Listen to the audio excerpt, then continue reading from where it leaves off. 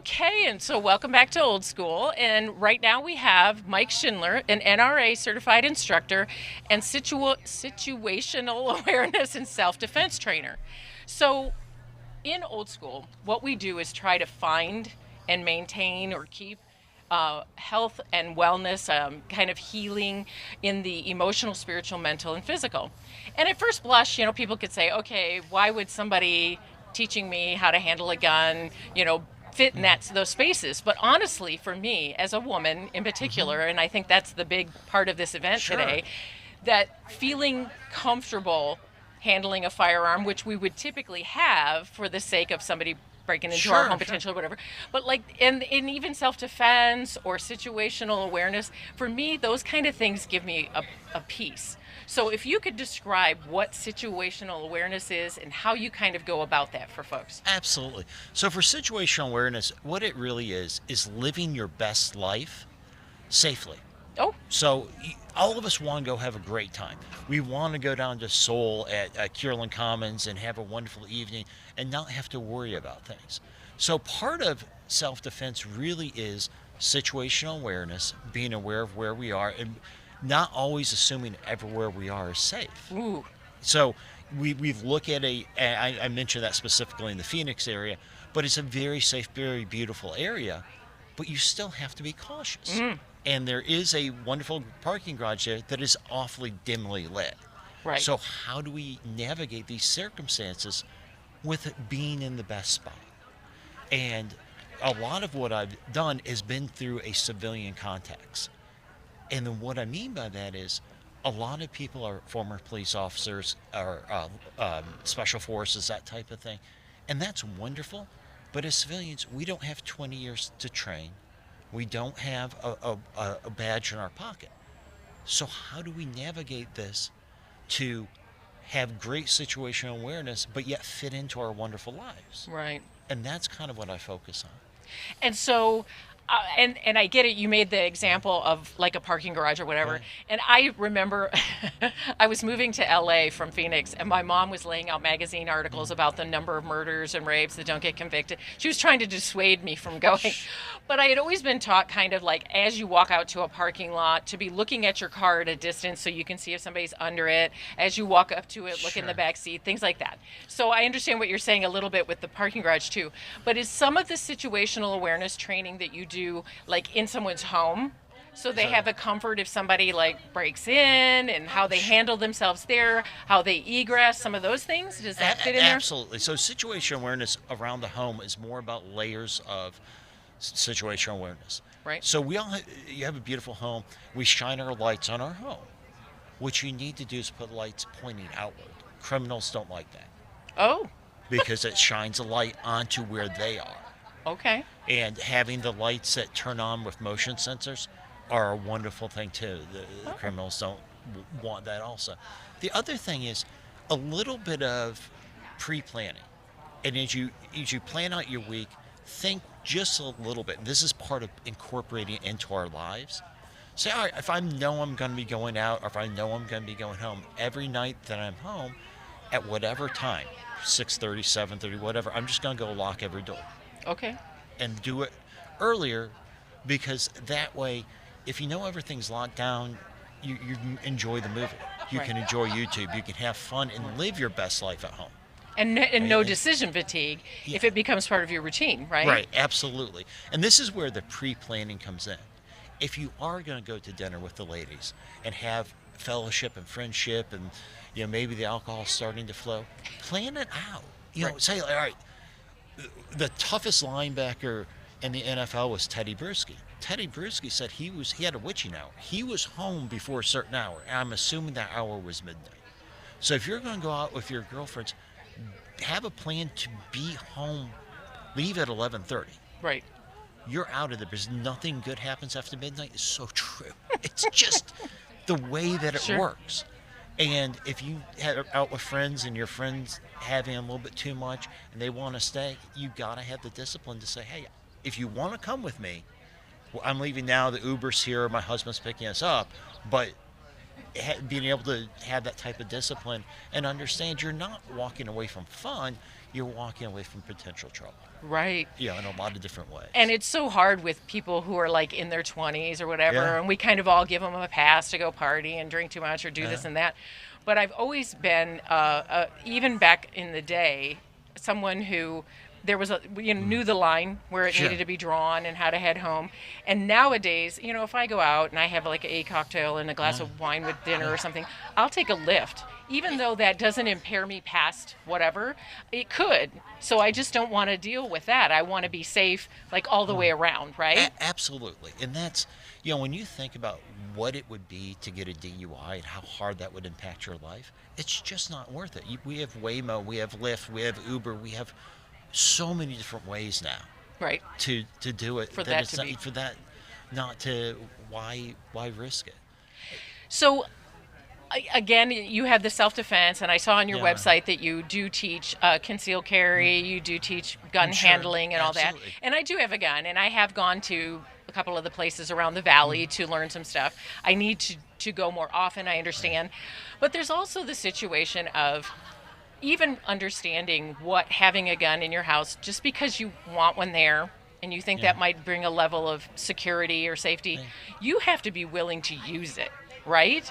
Like, have you ever shot someone? I have not, and I fortunately have been able to avoid and use situational awareness. The willingness to use, and everyone has to ask themselves this question, and there's not right or wrong. There's Right. Your answer is the right answer. Right. And the question is, can I take someone's life? Right. If you cannot take someone's life, please do not use a gun. I've heard a lot of people say, "Oh, gee, I'm going to shoot him in the leg." It's almost impossible to do that, and here's why. When you're in a situation where we're having a nice conversation now, our heart rate's like 80, if not less. It's a pleasant atmosphere. When you're in a situation where you think, "Oh my goodness, I'm actually going to have to discharge a firearm into this person," your heart rate's going to be 200. Your eyes are going to lose their peripheral vision, because what happens is your body, the capillaries condense to force the blood into your major organs. So your fingers will feel numb, your eyes constrict, and you're only going to be able to look like tunnel vision. So it's like you're looking through a roll of paper towels. Right. Your hearing is going to decrease dramatically. You are going to be shooting at a part of a person's body that's moving and is small, and you're not going to be able to hit the Right. leg. And when you think about this, in a study done by Kim Atwell, she is phenomenal. She looked at 157 police shootings. 80% of police officers had tunnel vision. 79% of them had loss of hearing. 1/5 of them had false memories. They ran over to their partners. "Oh my God, you're hit, you're hit." And the partner's like, "I'm not hit."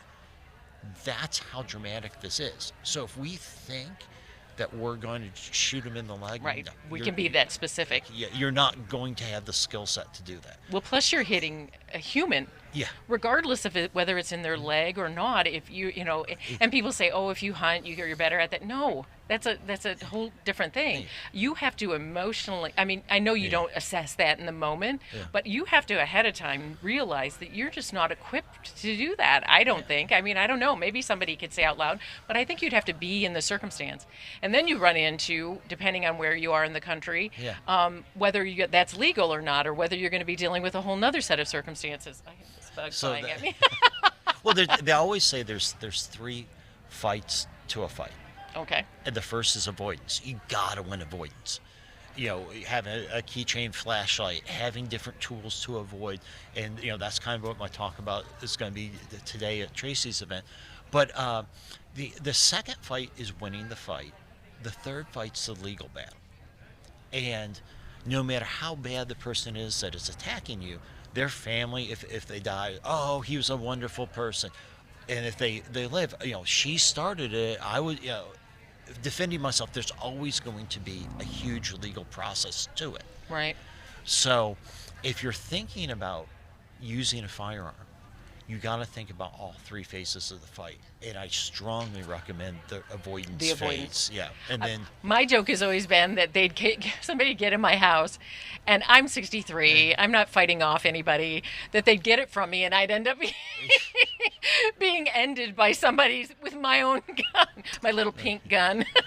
well, this is where you need to train to a foundational level, Right. and then train once a quarter, Right. and that's. But you also the situational awareness is pre-planning that. All right, if I'm watching TV, where is the gun? How can I get to it? And if someone does start kicking in the door, where am I going to be? So most of us, we live in 3 or 4 areas of our house, but we're really in 1 or 2. You're either in the bedroom or the Living room or living whatever. room. Yeah. Yeah. So where are they?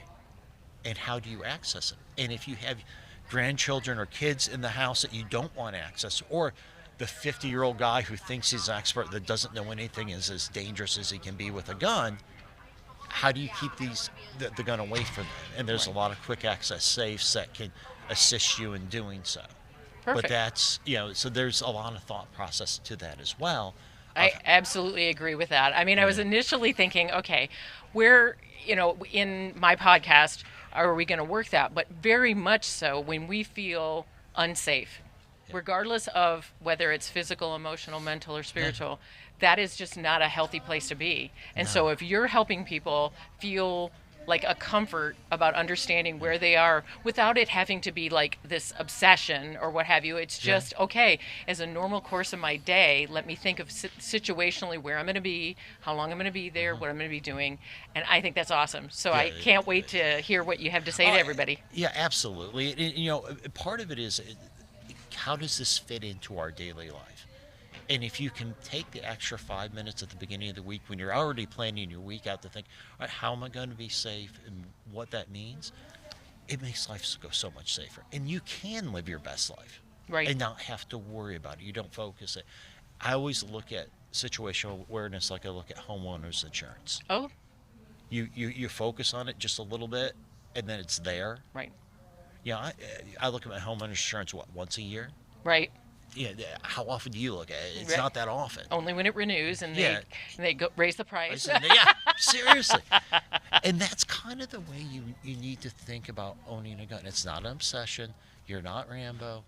You're just self-aware and secure, and you go once a quarter and shoot, and you find someone that's going to customize a class to what you want to achieve, and then you're all set. Yeah, more lifestyle. Just Yeah, like the same with when we're going to change our nutrition or our exercise. absolutely. We don't do everything all at once. We don't assume we're Rambo, but we Yeah, just put the things in place that make it a lifestyle. absolutely. Perfect. Well, it was a pleasure having you here, and I Yeah. can't wait to hear what you have to say to the group. And thank you for coming by. Thanks so much. Appreciate it. All Take right, care. have a good Yeah. one. Well, thank you for coming to Old School, and I hope that you enjoyed this series. I would love it if you would leave some comments, some engagement for me, for Tracy, for anybody who was speaking in this series. Let me know if this kind of thing is helpful, if you engage with that better than maybe my really long form content. I just love to hear back. So, like, subscribe, comment. All of the connection information for each of the speakers will be in the show notes so that you can reach out to them if you're local. I believe a couple of them will actually are online as well. So if you're not in the area, you could reach out and you can find out about the upcoming events. So thank you so much for coming to class, and class dismissed.